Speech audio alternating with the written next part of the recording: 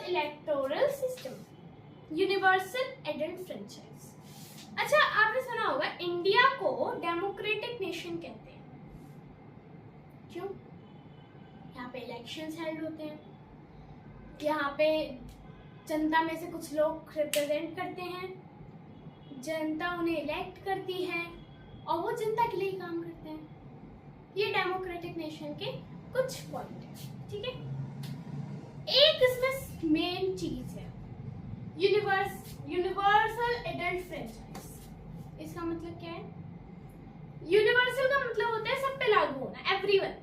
Adult मतलब 18 years या फिर 18 ईयर्स से अबव जो पीपल होते हैं। फ्रेंचाइज का मतलब होता है राइट टू वोट, वोट करने का राइट। इसकी डेफिनेशन क्या है? Every Indian citizen who is 18 year or above 18 has a right to vote regardless of their caste, gender, religion, wealth and region, color, etc. तो ये यूनिवर्सल एडल्ट फ्रेंचाइज का मतलब है। अभी इंडिया इलेक्टोरल सिस्टम को भूल जाओ, अभी मैं आपको मेन चीजें बता रही हूँ जो इस चैप्टर में आएंगी।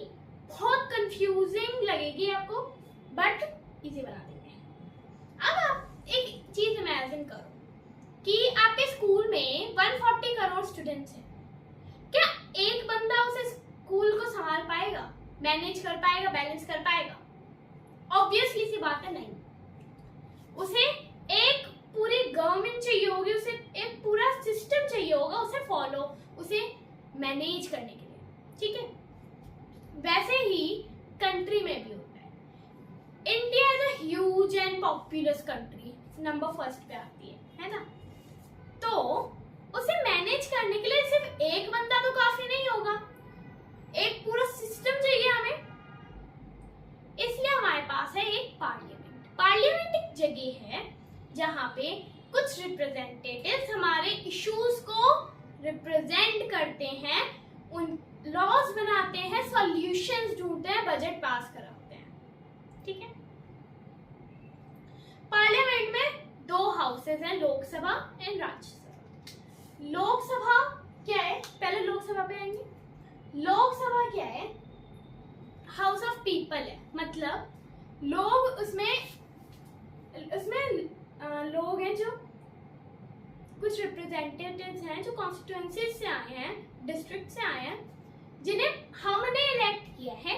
डायरेक्टली हम लोग उन्हें इलेक्ट करने जाते हैं वोटिंग करने पोलिंग बूथ्स पे, ठीक है। मिनिमम एज इनकी 25 इयर्स होती है, मतलब 25 इयर्स से अगर कोई कम है तो फिर वो लोकसभा के इलेक्शंस में खड़ा नहीं हो सकता।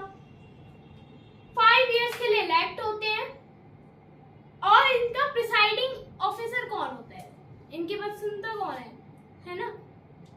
स्पीकर, ठीक है। और लोकसभा में टोटल 552 सीट्स है। प्रेजेंट में कितनी है हमारे पास? प्रेजेंट में कितने अभी हमारे पास एमपीज है? 543। देखो, पार्लियामेंट के जो मेंबर होते हैं उन्हें एमपीज बोलते हैं, member of parliament, simple of full form. Can be dissolved. Can be dissolved का मतलब है ये मतलब खाली हो सकती है। जैसे लोकसभा के इलेक्शंस हर 5 साल में सारे एमपीज इलेक्ट होते हैं, ठीक है। अब आते हैं राज्यसभा पे। काउंसिल ऑफ स्टेट्स इसे कहते हैं। काउंसिल ऑफ स्टेट्स मतलब स्टेट्स में से कुछ रिप्रेजेंटेटिव्स इलेक्ट होते हैं, किसके द्वारा? एमएलएस के द्वारा। विधानसभा सुना है? स्टेट लेजिस्लेटिव असेंबली, उसमें होते हैं MLAs, member of legislative assembly. तो उसके द्वारा स्टेट मतलब ये एमपी ऑफ राज्यसभा इलेक्ट होते हैं। सिंपल सा कनेक्शन समझो।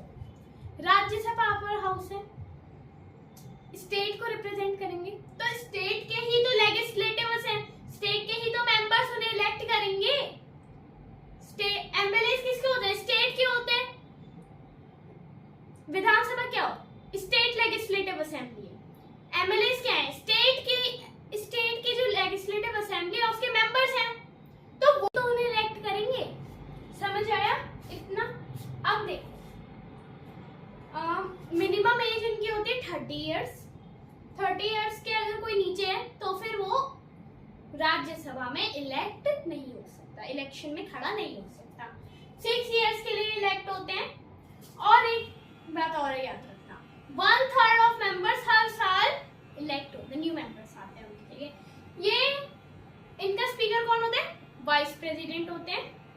और मैक्सिमम स्ट्रेंथ है इसकी 250 सीट्स, बट प्रेजेंट में 245 अभी भरे हुए हैं।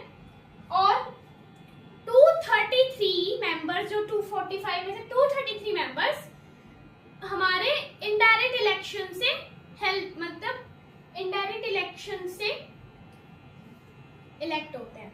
बाकी के जो 12 मेंबर होते हैं वो प्रेसिडेंट नॉमिनेट करती हैं। Sports, art, craft and literature